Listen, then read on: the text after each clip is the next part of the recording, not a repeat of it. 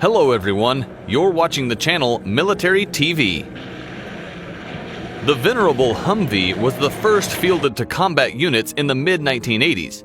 It had impressive mobility, it was fast and extremely reliable. But beginning in 2004, the vehicle that was designed for the European battlefield began to struggle when it faced a determined Iraqi insurgency that fought with improvised explosive devices or IEDs. Soon, images of burnt-out, twisted Humvees became a symbol of America's struggle to cope with a new, horrific type of warfare. The military eventually replaced many Humvees with heavy-duty vehicles called MRAPs designed specifically to withstand roadside bombs, but they were slow, top-heavy, and had limited capability off-road. While many short-term efforts to protect troops were launched, the Pentagon was determined to develop a long-lasting solution. It first approved the Joint Light Tactical Vehicle, JLTV, as a program of record in 2006. It took almost a decade for the JLTV to become a reality, but in August 2015, Oshkosh Corporation was selected over Lockheed Martin Corporation and AM General LLC to build the JLTV for the Army and the Marine Corps, a program that could exceed $30 billion to meet the current joint service requirement. After over 3 decades of faithful service, the United States Army and Marine Corps are replacing the AM General Humvee in frontline service with the Oshkosh JLTV. Although Humvees will continue to serve behind the scenes with the Army and Marines until 2050, the new JLTV is as much as a technology leap over the Humvee as the Humvee was to the Jeep-like Ford M151 before it. It's not just that JLTV can easily negotiate any type of terrain and is many times more reliable than any comparable vehicle, but it can take a hit from enemy small arms, machine guns, or rockets and keep fighting. That core requirement of its design emerged from a decade of fighting insurgents in Southwest Asia, where the Army constantly encountered threats that nobody had expected, like improvised explosive devices under the vehicle or shaped charges striking from above. According to RealClearDefense.com, the JLTV is designed to be a partial replacement for the venerable high-mobility multi-purpose wheeled vehicle or Humvee. With a more powerful engine than the Humvee, the JLTV is able to regain the mobility and speed that were lost when the Humvees were up-armored in order to add protection against IEDs. The JLTV is intended to perform a range of missions, including moving supplies and personnel, and serving as a platform for close combat weapons such as anti-tank guided missiles and heavy guns. JLTV is a big program. The Army recently announced that it was advancing the JLTV to full-rate production and plans to replace around half its Humvees, around 49,000 vehicles, with JLTVs. The Marine Corps decided to nearly double the size of their planned procurement of JLTVs from 9,000 to around 15,000, completely replacing their current inventory of Humvees. Moreover, the JLTV has already achieved initial operational capabilities with the Marines 2 years ahead of schedule. The JLTV is based around Oshkosh's TAK-4I, I for Intelligent, Independent Suspension System.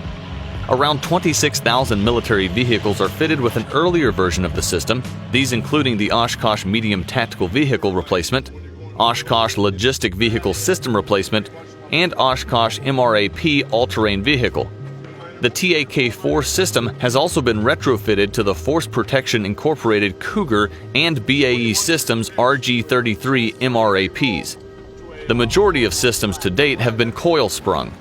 The TAK-4I version fitted to the JLTV remains undisclosed but is not coil-sprung and is of the variant adjustable ride height type with up to 20 inches, 51 centimeters of wheel travel, 25% more than the current standard.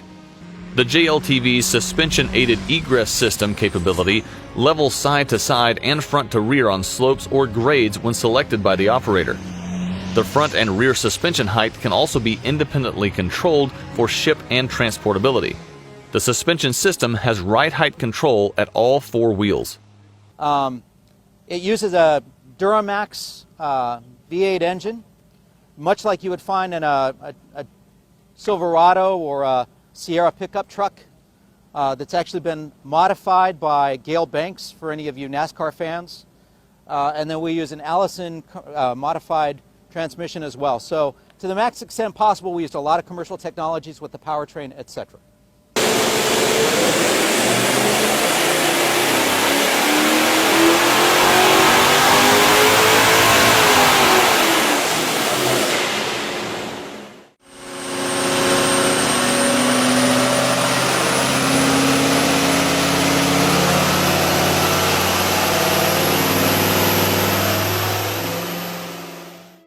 Motive power is provided by a digitally controlled Gale Banks Engineering 866T V8 diesel.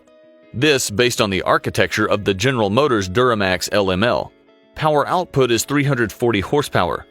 In commercial use, power output of the standard Duramax LML engine is currently up to 397 horsepower, 296 kilowatts at 3,000 RPM. Production of the Duramax LML engine concluded in 2017, the unit replaced by the Duramax LP5. JLTV A1 models that were introduced in 2017 are powered by a derivation of this engine. An Allison 2500 SP 6-speed fully automatic transmission is fitted. The JLTV has been designed to comply with the U.S. Army's long-term armor strategy. The long-term armor strategy system follows an A-kit, B-kit principle, with vehicles designed, fitted for, but not with protection. Protection kits can be installed and uninstalled from vehicles in the field using only basic tools.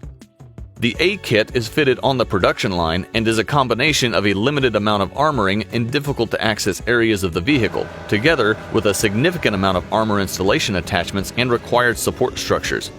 The bulk of the armor, the B-kit, is installed in the field on an as-required basis. 2 soldiers can install B-kit armor in 5 hours. An 800-pound RPG protection kit can be installed in 2 hours at field-level maintenance and completed by the crew within 30 minutes. The JLTV offers protection levels greater than those of up-armored Humvee and comparable to those of the original MRAP class designs, but in an overall vehicle package that is considerably smaller and lighter than vehicles procured under the U.S. Marines MRAP procurement. The benefits of the A-kit, B-kit principle are that armor is only fitted when required, reducing vehicle wear and tear and, by default, whole life cycle costs. Improvements and/or upgrades to armor are also far easier to integrate into an applique solution. No quantity for JLTV armoring kits has yet been disclosed, but it's anticipated that the estimated $65,000 kits will be procured on a 1-kit-to-3 vehicle basis. The overall protection will include a spall liner to minimize perforation effects within a vehicle when the vehicle takes hostile fire. The JLTV also has an automatic fire extinguishing system to protect the crew cabin. Fuel tanks are mounted externally and shielded by the JLTV structure. Each crew seat has a combined seat and blast restraint device. Ingress time for a crew of 4 in combat equipment is 30 seconds or less. Egress with B-kit doors is within 10 seconds. The only weight-related data officially released includes a gross vehicle weight of 10,266 kilograms. Payload for the 2-door variant is quoted as 2,318 kilograms. Payload for the 4-door variant is quoted at 1,590 kilograms. The USMC require a vehicle that can be transported by their current and planned systems. In April 2009, Marine Corps Command General James Conway warned that the Marines will not buy a vehicle that is 20,000 pounds. Requirements called for the cabin heater to raise the crew compartment temperature from -40 degrees Fahrenheit, -40 degrees Celsius, to 65 degrees Fahrenheit, 18 degrees Celsius in 1 hour. The air conditioner should drop the temperature from 120 degrees Fahrenheit, 49 degrees Celsius, to 90 degrees Fahrenheit, 32 degrees Celsius within 40 minutes. The JLTV was to be equipped with a diagnostic monitoring system that will electronically alert the operator of equipment failures so that they can be fixed. The electronic monitoring will observe the fuel, air intake, engine, cooling, transmission, energy storage, power generation, and vehicle speed, as well as other systems.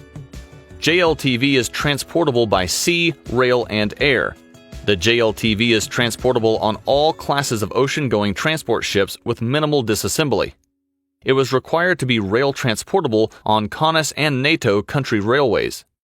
Air transportability will be by fixed-wing aircraft as large or larger than the C-130 Hercules and sling-loadable with rotary-wing aircraft such as the CH-47 or MH-47 and CH-53.